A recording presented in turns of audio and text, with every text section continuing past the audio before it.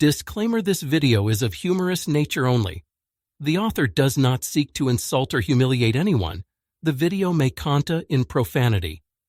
People under the age of 16 should refrain from watching this video. Story 1. 100K was easy. I'm a good software engineer, but I also got lucky. 38K, 6 months. 45K, 52K, 3 years same company. 80K, switched companies and city. 100K, got lucky. Team lead quit right when I joined, 6 months. So I went from 38K, 100K in 5 years. This was back in 2000's 200K, is where I keep slamming my head against base salary-wise and have been for like 5 years. It's always the stock and whatnot that puts you over 200K. Story 2. I'm a dental hygienist. School ducking sucked. Worst years of my life. To become a RDH is hard, but afterwards it's mostly easy. I work 31 hours a week-ish. If I worked 40 hours, I'd be over the 100K mark. If I did temp work, I'd make even more. The salary for hygienists vary, but it is usually good. Edit. I don't work more hours or do temp work because I'm lazy and value time off work lol. Money is great, but money can't replace time. Story 3. Shockingly hard, then shockingly easy. My experience isn't everyone's, but I spent years and years kicking around call centers and labor jobs. I had to quit college twice because of personal stuff and just never really gathered up the skills that push you over that hump of 20–40K a year. I was often short of money for rent, food, ended up working for a company that didn't seem special. Pay was average, benefits were average, but they hired really well. They looked for managers who wanted to mentor. And I got insanely lucky to have a string of them who put work and time into helping me pursue skills I was interested in that were actually marketable. After about 2 years of this, I got accepted into another group in the company and never looked back. My pay more than doubled in the next 4 years, and I'm still there and love what I do. I don't want to dismiss my own contributions. I did work hard. I did try my best. But I feel like it's very critical to my mindset to remember how lucky I was. I found kind, knowledgeable people who were willing to invest in my success and shield me from my own failures. If I can provide any advice, it would be, look for places to work that have a mentality of mentorship, and remember that being curious is as valuable as working hard. In the right environment, the person who knows how to do lots of things is the person who is at least less replaceable, and it opens up opportunities you might otherwise miss. Story 4. My last job was a 5-year run. I liked my colleagues, enjoyed a great working relationship with my boss, and had a lovely work-life balance. Unfortunately, the pay was very low, $76K before tax in a very HCOL area. There were no benefits to make up for it, no health or dental despite repeated requests, and minimal bonuses, never mind annual raises. I'd been comfortable for a while, but eventually started having to dip into my savings. I made the case to my boss for a raise. She said it wasn't in the budget. I made the case to my boss for health care or a stipend to offset it. After 5 years of waiting and being told mañana, she finally told me, "No, we can't do it." Okay then. If you can't, you can't. I didn't have to apply for jobs. I just quietly put the word out that I was in the market. A week later, I had completed the second round of interviews for a job paying literally 2x my take-home salary. I got the job, and yes, it has healthcare. The trick, networking like my life and career depended on it, and building up a two-pronged skill set, the ability to read tech data, and just as critically, the ability to explain it easily to someone whose grasp of tech includes smacking the monitor to make it work. Story 5. Household or individual? There is a lot of talk about this lately, and I'm not sure exactly what people mean.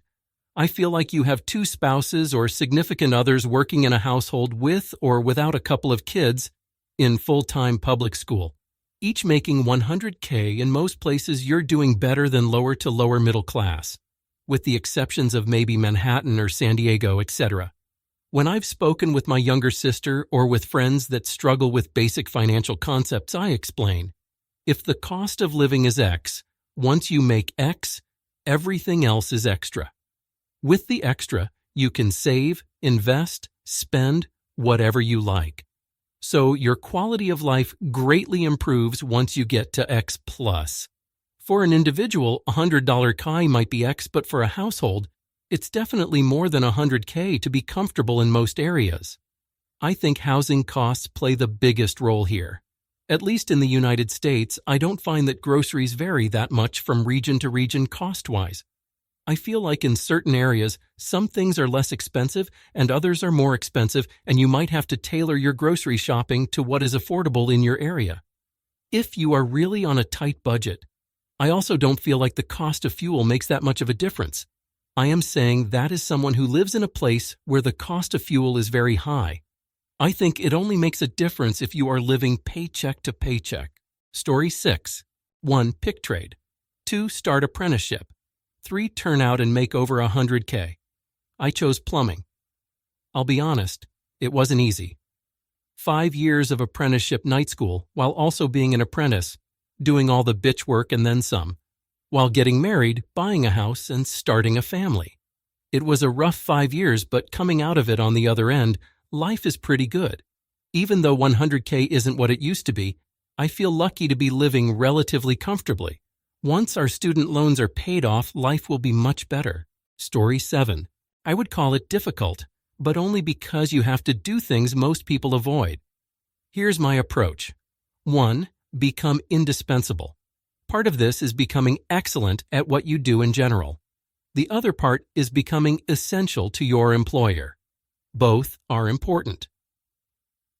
2. Get a better offer.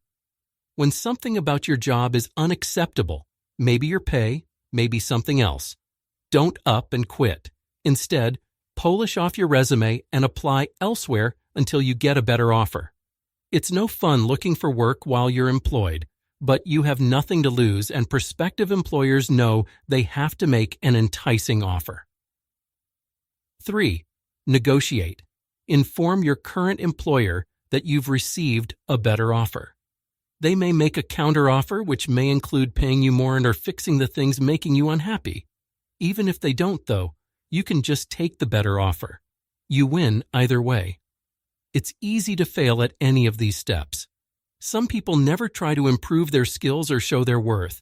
Others up and quit, which puts them in a poor negotiating position. And many corporate cultures force-feed employees a standard of loyalty that the business itself rarely reflects. I'm sure there are exceptions, but most companies are not families. If you want $100K plus, you have to recognize that you're a mercenary. Become worth that much, then push hard to be compensated for every penny. Story 8. Preface. No degree, startup cost of $10K dog breeder boarder year 1, $80K year 2, $140K year 3, $350K year 4, on track for $700K this year, will probably drop down to $500K as I grew way too fast and would like a few less dogs. It wasn't hard at all because I enjoy the work. However, you have to really be okay with cleaning up a lot of crap.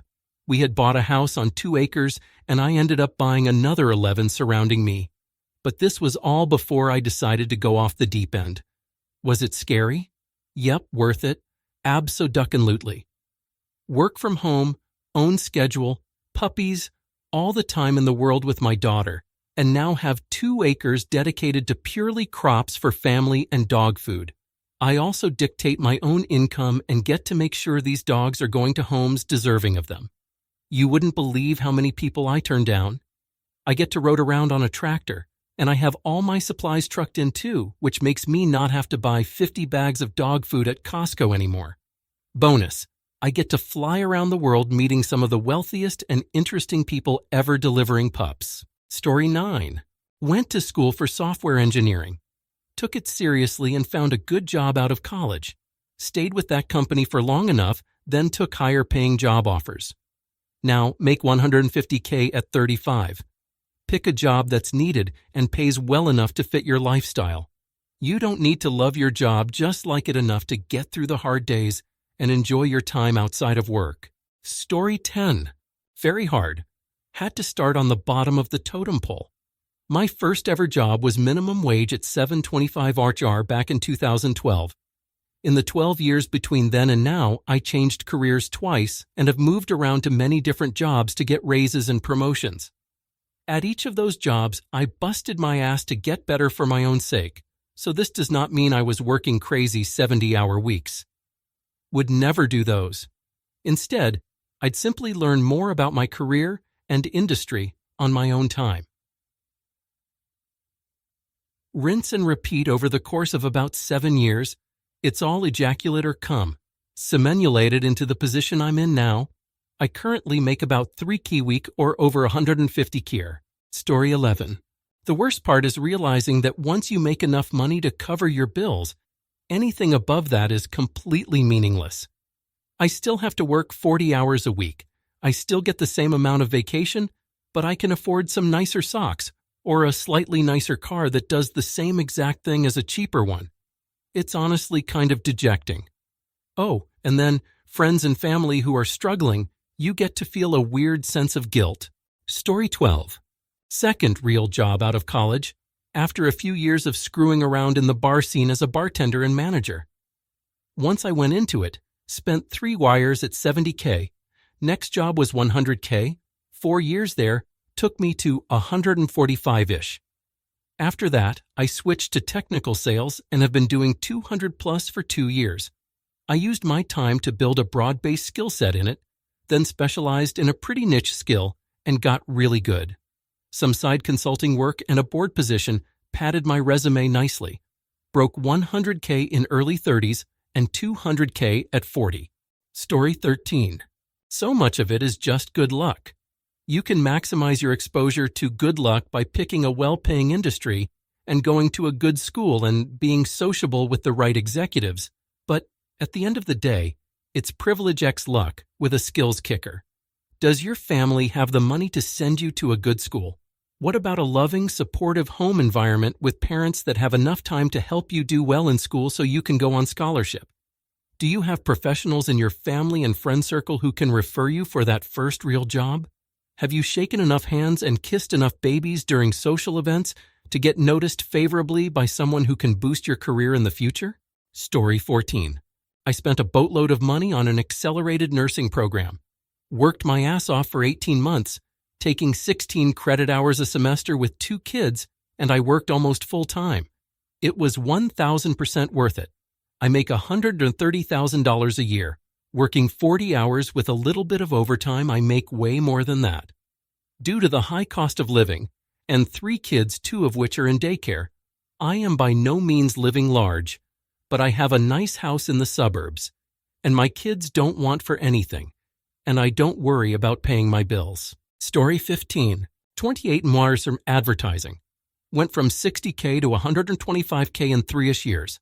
Started at 24 yo making 60K. Before turning 25, I got a promotion, up to 72K. Just before 26, I got another promotion, up to 80K. Had a huge career accomplishment. An ad campaign I pitched won out with client and ended up winning dozens of industry awards. I used that to leverage a 15K raise. So at 26, I was making 95K. Couple months later, I accepted a new job, around my 27th bidet, making 125K. That's where I am at now. Thinking of looking for a new job promo so I can get more pay. Story 16. 40K out of college with a political science degree. Grinded 4.5 years in operations to get to 58K. They really treat you subhuman at this level. I was really depressed. There was so much needless drama and office politics. Then I got hired by an IT firm at 80K as a JR engineer. Started getting into it, cybersecurity. Busted my ass learning 3 years. Worked on multiple projects like a monkey. Got hired by a big gov contractor at 88K.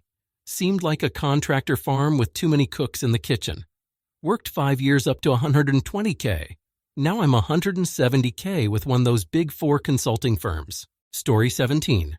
Got my CDL, and after 6 months of driving, I started training new long-haul drivers. Cleared 116K my first year and hated myself for not doing it 15 years earlier.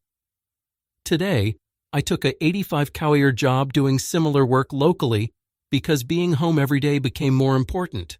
Had I started younger, I could have rode that gravy train longer and perhaps increased it even more. Story 18. I hit 100K in 2005, working in NYC. It definitely took a little strategy.